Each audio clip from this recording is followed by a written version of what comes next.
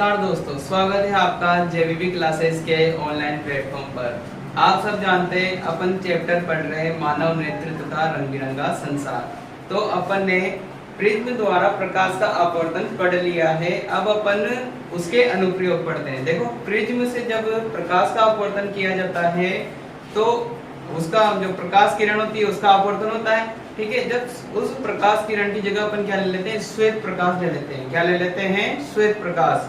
श्वेत प्रकाश मतलब सूर्य से आने वाला प्रकाश। जब उसका प्रिज्म के द्वारा अपवर्तन कराया जाता है तो वो जो श्वेत प्रकाश होता है वो अपने मूल रंगों में विभाजित हो जाता है।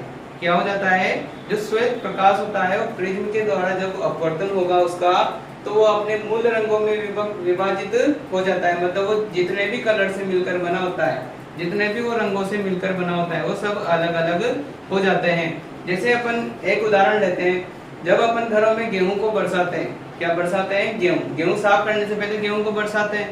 तो हवा के आगे जब गेहूं को ऊपर से नीचे डालते हैं तो जो हल्के कण होते हैं वो बहुत दूर जाकर गिरते हैं, फिर जो उससे थोड़े भारी होते हैं वो थोड़े पास गिरते हैं, और जो आधे आधे गेहूं होते हैं वो थोड़े और पास गिरते हैं, और जो पूरे गेहूं होते हैं वो ऊपर से नीचे सीधा गिर जाते हैं। ठीक है, इस प्रकार गेहूं से छोटे छोटे गेहूं अलग हो जाते हैं।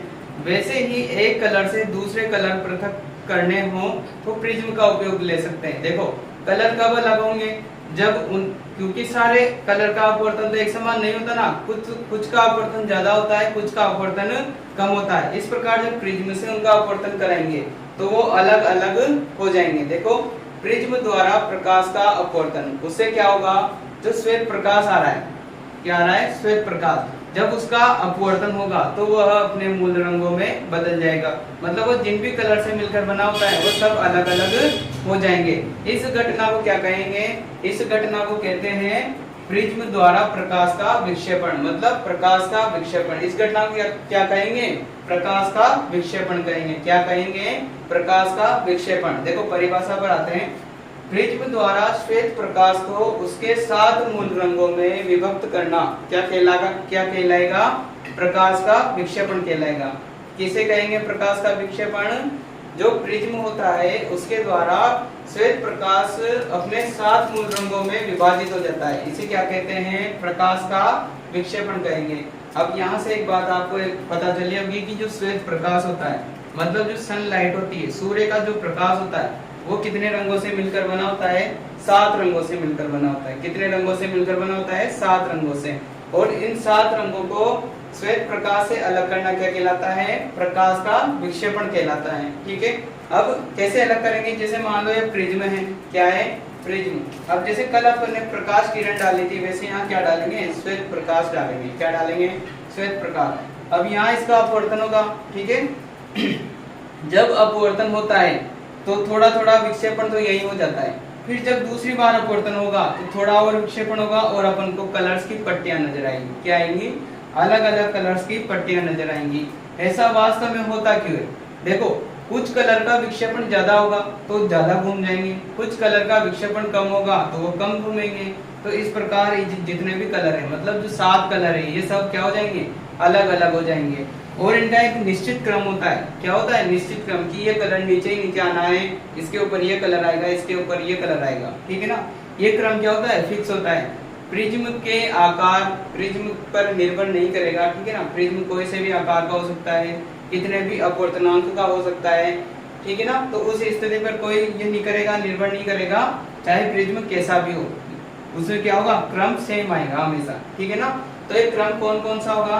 ये क्रम होगा, सबसे नीचे आ रहा है बी। देखो, यहाँ लिखा है मैंने BIBGYOR, ये क्रम मैंने यहाँ दर्शा दिया। ठीक है, BIBGYOR। ठीक है ना, इसको अगर अपन पढ़े ट्रिक के हिसाब से तो इसे पढ़ेंगे विबग्योर। क्या पढ़ेंगे? विबग्योर। विबग्योर में बी का मतलब होता है वायलेट, जिसे बैंगनी कहा जाता है। इसका मतलब क्या हुआ? सबसे नीचे कौन सा कलर आएगा? बैंगनी कलर आएगा। उसके बाद आ रहा है आई, इंडिगो, गहरा नीला। ठीक है, फिर आ रहा है ब्लू, ब्लू को पढ़ते हैं नीला। ठीक है, उसके बाद आ रहा है ग्रीन, ग्रीन मतलब हरा। उसके बाद आ रहा है येलो, येलो यानी पीला। उसके बाद आ रहा है ऑरेंज, ऑरेंज यानी नारंगी। आर, आर यानी रेड, रेड यानी लाल। तो कौन सा क्रम हो गया? आपने विबग्योर से। इससे ध्यान रखेंगे विबग्योर से। किससे ध्यान रखेंगे? विबग्योर से। ऐसा क्रम आएगा, उल्टा चलेगा, ठीक है ना, नीचे से चलेगा VIVGYOR। ये क्रम हमेशा ध्यान रखना। कैसे पढ़ोगे इसको? विभ्योत, यानी कि बैंगनी, गहरा नीला, नीला, हरा, पीला, नारंगी, लाल। अब जो ये क्रम अपन को प्राप्त हो रहा है, ये जो प्रतिरूप अपन को प्राप्त हो रहा है, इसे क्या कहेंगे? इसे कहते हैं स्पेक्ट्रम। क्या कहते हैं?